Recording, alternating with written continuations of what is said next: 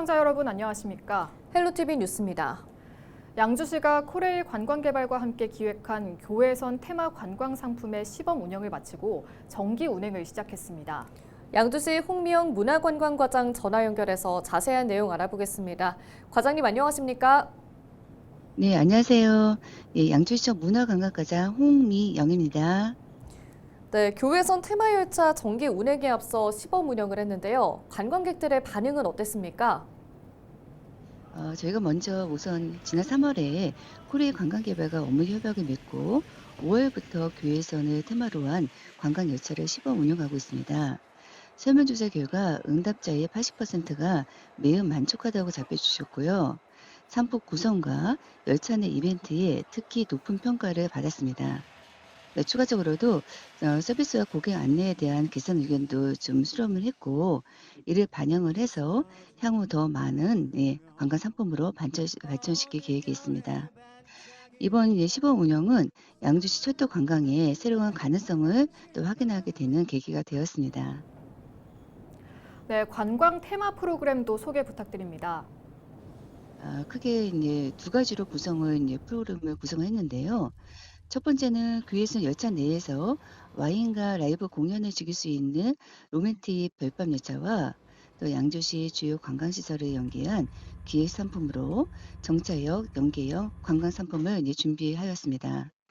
연계형 관광 상품은 유네스코 세계유산으로 우선 등재 목록에 선정된 양주 해암사지와 대한민국 주류 대상을 수상한 양주거리가 이제 전통주 체험, 또 필룩스 조명박물관, 나전치기 체험, 또 장욱집 민목집 미술관 투어 등 여정 전반에 걸쳐서 양주시의 다채로운 로컬 문화를 체험할 수가 있습니다.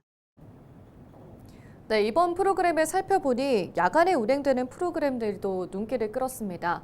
야간 관광 열차를 운영하게 된 이유가 무엇일까요?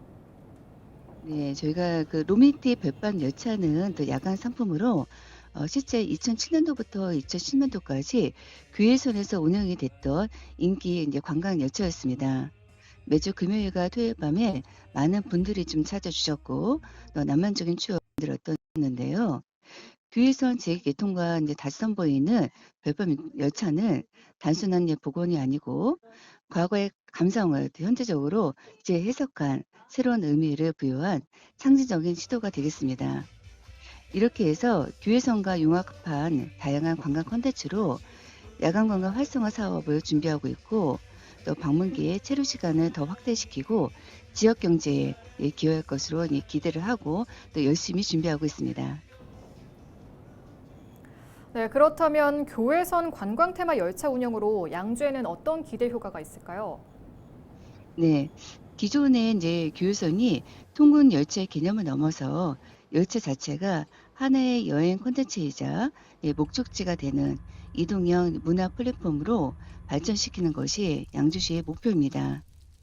귀에선 테마 열차는 과거의 향수를 현대적으로 감성으로 풀어낸 차별화된 관광 콘텐츠로 양주시만의 특색 있는 관광 이미지를 만들어가는데 크게 기여할 것입니다. 네, 오늘 말씀 고맙습니다. 지금까지 양주시 홍미영 문화관광과장과 이야기 나눠봤습니다. 네, 다음 소식입니다. 연휴 기간이었던 현충일 오후 3시 40분쯤 포천시 소우릅의 한 야산에서 불이 났습니다. 산림과 소방당국은 헬기 2대와 인력 150여 명을 투입해 진화 작업을 벌였고 불은 1시간 반 만에 모두 꺼졌습니다. 이 불로 인명피해는 없었으며 산림과 소방당국은 정확한 원인과 피해 규모를 조사하고 있습니다. 연천 지역 폐교가 첨단 스마트팜으로 탈바꿈할 예정입니다.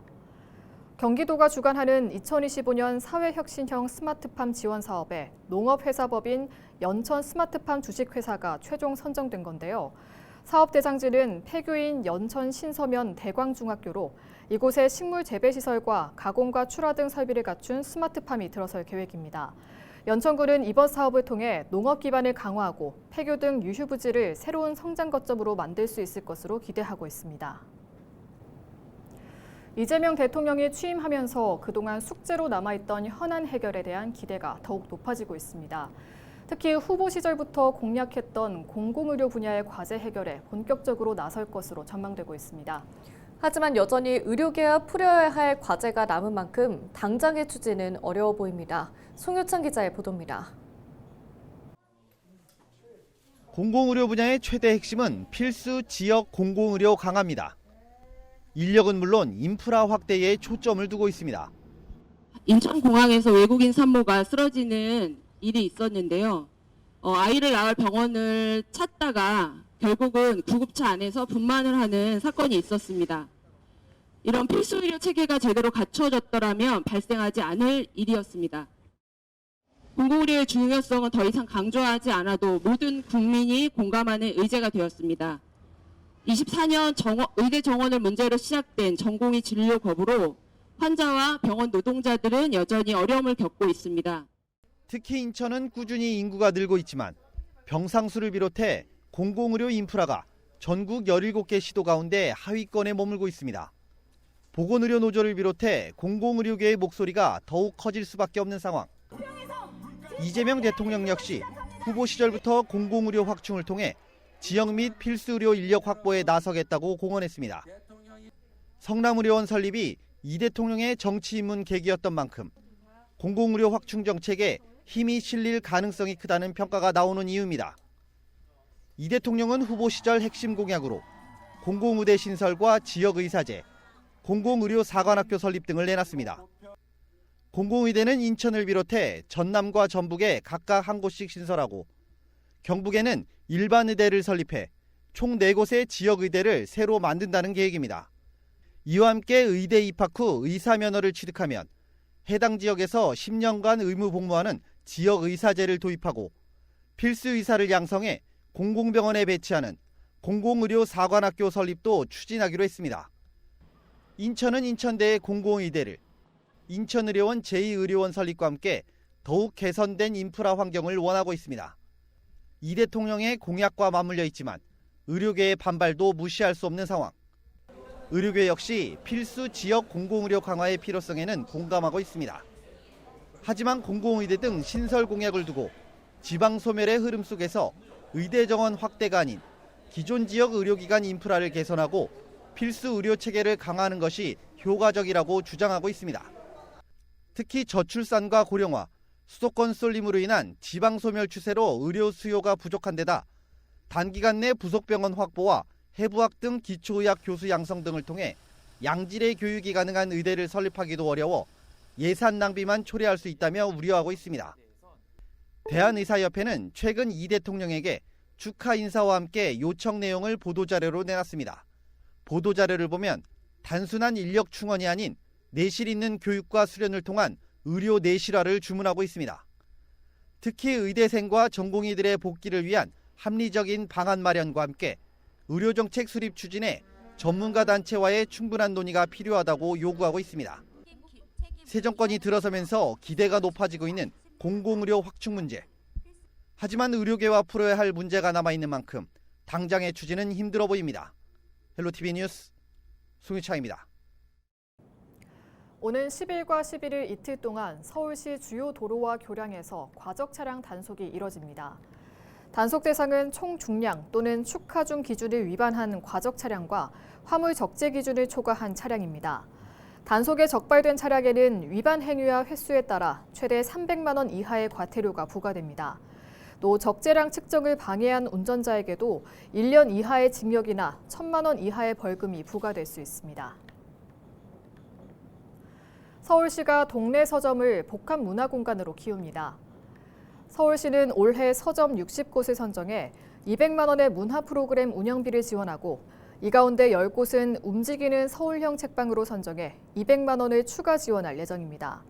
선정된 서점은 서울시 홍보 지원을 받아 직접 기획한 문화 프로그램을 운영하거나 도심 속 야외 공간에서 독서 문화 행사를 진행하게 됩니다. 지원을 원하는 서점은 오는 15일까지 서울시의 서울형 책방 공모에 참여하면 됩니다.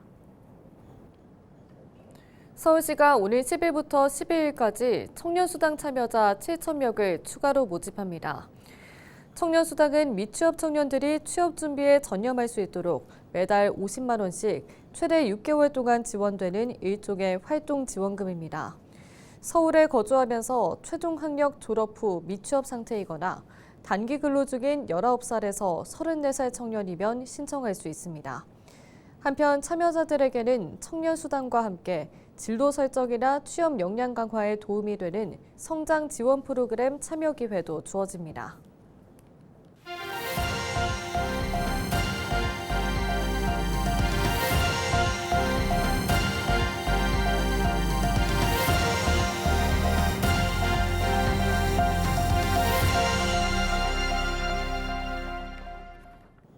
경기도는 지난 8일 김동연 지사가 김진경 도의회의장, 양당 대표 의원 등과 가진 치맥 회동에서 여야 정협치위원회를 복원하기로 합의했다고 밝혔습니다. 오는 10일 도의회 정례회 개회를 앞두고 전날 수원의 한 식당에서 만난 이들은 2시간여 동안 만참을 겸한 간담회를 가졌습니다. 이 자리에서 김 의장은 민생경제 회복을 위한 정책 논의를 할 수 있게 여야 정협의체를 회복하자고 요청했고, 김 지사도 경기도 발전을 위한 원활한 소통이 필요하다는 데에 공감한다는 뜻을 밝혔습니다. 경기도가 대학생들을 위한 1,000원의 아침밥에 이어 1,000원 매점을 전국 처음으로 도입합니다. 경기도는 9일 NH농협은행 경기본부, 경기도 사회복지협의회, 경기사회복지공동모금회, 가천대학교, 형택대학교와 대학생 1,000원 매점 운영을 위한 업무 협약을 맺었습니다. 협약에 따라 6개 기관은 올 하반기 가천대학교와 평택대학교에 1,000원 매점 개점에 나서게 됩니다. NH농협은행 경기본부가 경기사회복지공동모금회를 통해 경기도 사회복지협의회에 지정 기부하면 경기도 사회복지협의회에서 물품 구매와 매점 운영 컨설팅 등을 맡게 됩니다. 매점 운영은 총학생회 등 학생자치기구가 담당합니다. 경기도교육청이 교육복지 전문 인력을 추가 채용해 교육 취약계층이 많은 지역에 우선 배치합니다. 도교육청은 교육복지 정책 확대, 학생 맞춤 통합지원법 시행에 따라 교육복지 조정자 인력 충원이 필요하다고 보고 추가 채용에 나서기로 했습니다. 신규 인력은 학생 지원이 시급한 구리 남양주와 화성 오산, 동두천 양주 3개 교육지원청에 신규 추가 배치할 계획입니다. 이 밖에도 도교육청은 교육복지 전문 인력 충원을 위해 사회복지직 공무원 20명을 임기제 공무원으로 채용해 모든 교육지원청에 배치했습니다. 경기도는 오늘 13일부터 16일까지 경기도산 농수산물 구매 금액의 30%를 할인해주는 할인 쿠폰 지원 사업을 실시합니다. 경기도는 농수산물 수급 불안과 식품 외식물가 상승 등에 긴급 대응하기 위해 이 같은 사업을 추경 예산으로 추진해 왔습니다. 올해부터는 이를 경기도 농수산물 할인 쿠폰 지원 사업으로 명확히 정비하고 250억 원을 본 예산에 편성했습니다. 해당 기간 동안 경기미를 포함한 경기도산 농축수산물을 구매할 경우 1인당 하루 최대 3만 원 한도 내에서 구매 금액의 30%를 할인받을 수 있습니다. 인천시가 오는 27일까지 소고기 스마트 제조 지원 강화 사업 대상 업체를 모집합니다. 이번 사업은 수작업 중심 제조 공정을 자동화하고 스마트 기술을 도입해 생산성과 안전성을 높이기 위해 마련됐습니다. 시는 총 100개 내외의 소고기를 선정해 업체당 최대 500만 원을 지원할 계획입니다. 지원 대상은 중소벤처기업부 스마트 제조 지원 사업에 선정된 인천 지역 소공인이며 장비와 소프트웨어 임차 자부담금을 일부 보조합니다. 인천 개항장 축제인 2025 인천 개항장 국가유산 야행이 오는 14일부터 15일, 9월 20일부터 21일까지 총 2회에 걸쳐 열립니다. 인천 개항장 국가유산 야행은 인천 개항장 문화지구의 풍부한 역사와 문화유산을 활용해 지역사회의 다양한 주체들과 연계한 다채로운 행사 프로그램으로 진행됩니다. 올해는 야행의 백미가 될 10주년 기념 드론 라이팅쇼와 미술, 음악 등 다양한 분야의 지역 예술인들의 참여로 자유로운 예술혼을 선사하는 야행 프린지를 선보입니다.